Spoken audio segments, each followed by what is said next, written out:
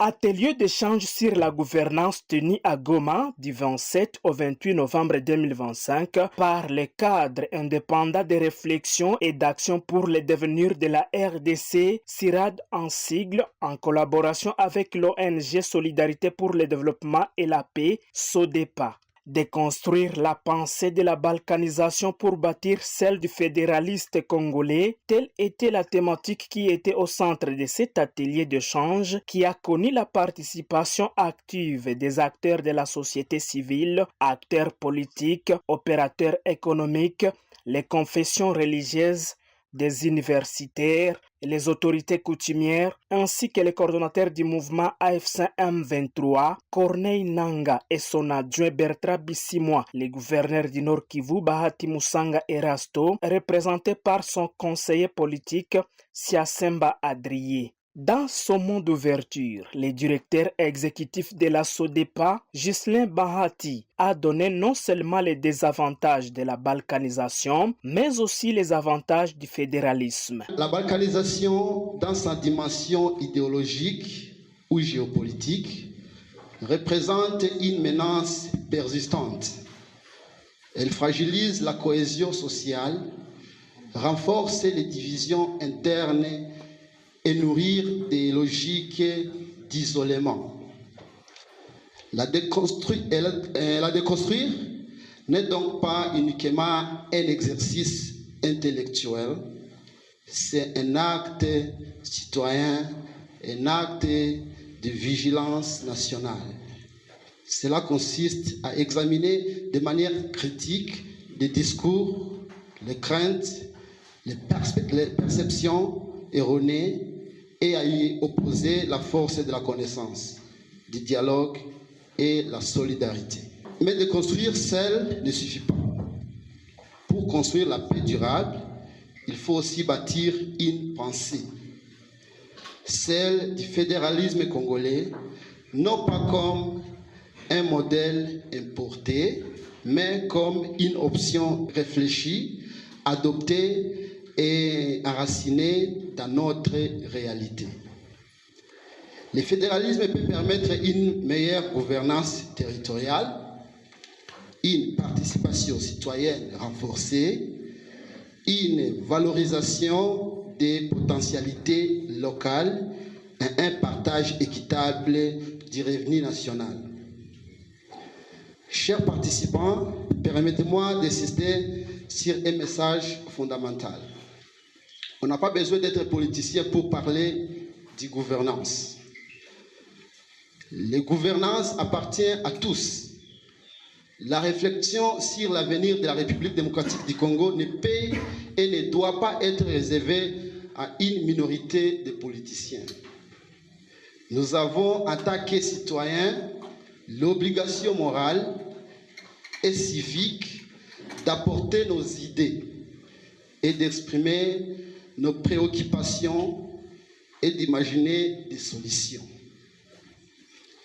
En notre qualité d'acteurs de la société civile, nous avons l'obligation de soutenir les efforts du gouvernement pour renforcer l'unité nationale et nous pensons que ce n'est pas un acte partisan. Par contre, nous croyons que c'est un acte de loyauté envers la nation.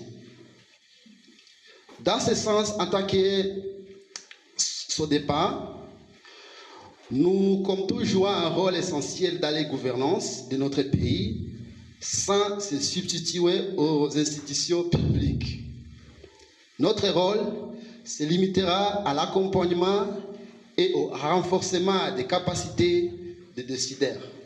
Animé par différentes thématiques, chaque participant a donné son point de vue afin que la RDC devienne un pays fédéral. C'est par exemple Gilles Makuza, expert en gouvernance leadership transformationnelle, qui explique l'avantage du fédéralisme. Pour lui, le pouvoir sera proche de ses administrés. Normalement, le fédéralisme a trois niveaux, c'est-à-dire quand vous allez dans le fédéralisme, les motifs ou les raisons derrière ça, c'est pour que plus le pouvoir soit proche des administrés, c'est-à-dire les richesses soient bien partagées, la gestion du pouvoir soit à proximité de la population, mais aussi les citoyens aient la possibilité de participer pleinement à tous les processus de gouvernance. Parce que la gouvernance, comme nous l'avons parlé, nous l'avons discuté pendant la réunion, c'est pas quelque chose qui est général. C'est-à-dire ce sont des services rendus à la population.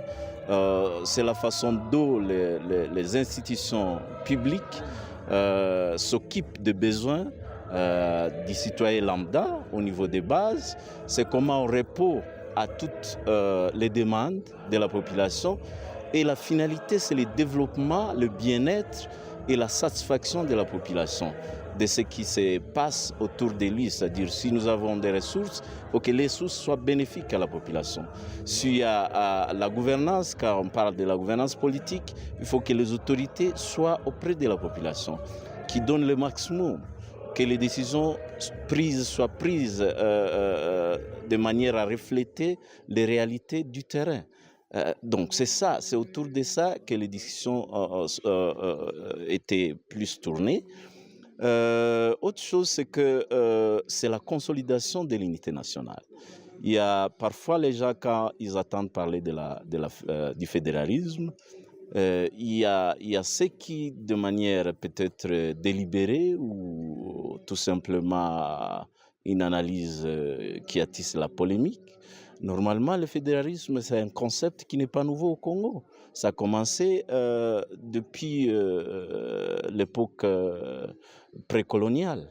Et après, dans les 1960, pendant l'indépendance, il y a toujours eu la discussion autour de ça. Même, je peux faire un rappel qu'au niveau de la conférence souveraine, nationale souveraine en 1991, la constitution qui a été développée et votée par les participants pendant la conférence prônait toujours la forme d'État qui est le fédéralisme. Même s'il y a eu des échecs dans la mise en application, mais c'est un débat qui a toujours été à la une au Congo. Ce n'est pas aujourd'hui qu'on commence ce débat. C'est-à-dire, il faut que nous soyons capables de se dépasser, de penser à des solutions capables à résoudre le problème de manière concrète et pratique. Ce n'est pas qu'on discute du fédéralisme, que les gens, j'ai suivi, les gens commencé à parler, à dire pourquoi vous parlez du fédéralisme aujourd'hui. Le fédéralisme a toujours été parlé, il sera toujours été parlé. Tous les Congolais sont invités à faire ce débat. C'est-à-dire, il faut questionner. Les années, nous avons déjà 65 ans. Après 65 ans, qu'est-ce qui a été comme résultat du pouvoir? Donc, il faut commencer à se poser plusieurs questions et arriver à un certain moment à faire un choix. C'est-à-dire, c'est un choix qui peut répondre aux besoins d'un Congolais. Ce n'est pas un plaisir pour discuter du fédéralisme, c'est un besoin, c'est un choix pour que le Congo de demain soit un Congo bien gouverné où la population bénéficie totalement et pleinement des ressources du Congo, du pouvoir du Congo, de la richesse et du bien-être. Je pense que la première phase, comme je dis bien à le dire dans nos discussions, il faut commencer par un diagnostic préliminaire, ou une analyse approfondie de la situation actuelle, voir les expériences du passé, ce qui a causé les échecs, ce que nous avons fait qui n'a pas été bien, et ce qui n'a pas marché. Et à partir de là, penser aussi aux outils que j'appelle les outils légaux, qui vont aider maintenant à avancer vers les autres étapes. Nous avons énuméré 9 étapes à travers lesquelles ce processus peut aller jusqu'à aboutir à une décision finale. Mais normalement, à mon avis, il faut continuer à repenser, mais surtout faire un diagnostic de la situation actuelle. Et puis à partir de là, on peut continuer avec la démarche. Gérard Karangwa Semouchi, expert indépendant auprès de la SODEPA, satisfait de ces échanges, explique ici la nécessité de déconstruire la pensée de la balkanisation. Déconstruire la notion de balkanisation, c'était très nécessaire. Depuis un certain temps, les gens, timidement ou sous les ailes, ils parlaient d'une menace de la balkanisation de notre pays. Et cela freine beaucoup d'esprits pour s'exprimer. Alors nous avons voulu essayer d'expliquer. Premièrement, balkanisation, ce n'est pas un terme congolais. Le Balkan, nous savons où il se trouve, c'est en Europe. Ici, on ne déplace rien. Il est question de permettre aux gens de réfléchir et de voir ce qui les convient en mode de gouvernement. Nous avons dit de construire la notion de balkanisation, mais plutôt construire celle du fédéralisme. Premièrement, nous voulons rapprocher les pouvoirs du peuple. Nous sommes ici à Goma. Vous savez où est la capitale? C'est à Kinshasa. Une distance d'au moins 2 heures de vol d'avion, sans compter les routes. Ça n'existe pas. C'est dire qu'une décision qui se prenne à Kinshasa, pour l'exécuter à Goma, ça pose problème. Alors avec le fédéralisme, nous trouvons que le pouvoir va être à côté du peuple. Ça, c'est un. De deux, il y a la redistribution des richesses. Kinshasa s'est octroyé les droits de tout avoir et rester les miettes aux provinces. Même avec la loi de la décentralisation, où on prenait 60% et 40% avec les systèmes de rétroactivité, ça ne se fait pas. L'administration souffre, mais avec le fédéralisme, tout sera géré et la population pourra en tirer profit. Le fédéralisme facilitera aux dirigeants de rendre service à tous les peuples sans discrimination en fait de développer les milieux ruraux, selon Kaïra Tarsis, coordonnateur du CIRAD RDC. Le grand avantage, c'est rendre le service au peuple, c'est mettre le citoyen lambda qui est au fond du pays, lui rendre service. Il a besoin des services de santé, il a besoin qu'il accède à l'état civil dans moins de 5 ou 10 kilomètres. Mais aujourd'hui, il va parcourir des kilomètres, des centaines. Il va faire une année sans la justice parce que la justice est très loin. Parce que les services de sécurité sont très éloignés. Maintenant, l'avantage du fédéralisme, ça va rapprocher les citoyens et les dirigeants. Et ça doit développer l'intérieur, ça va développer les villes, ça va développer tout le monde et ça va responsabiliser les citoyens et ça va responsabiliser les dirigeants. Au cours de cette activité, Corneille Nanga, coordonnateur du mouvement AFC M23, a révélé la logique et la vision de son mouvement qui est de faire la République démocratique du Congo un pays fédéral du Congo. Nous, dans notre logique, nous n'avons pas peur pour aller à Naïvacha. Nous nous sommes dit, nous nous battons au Congo et dans notre projection en tant que mouvement, c'est que la République démocratique du Congo devra devenir la République fédérale du Congo.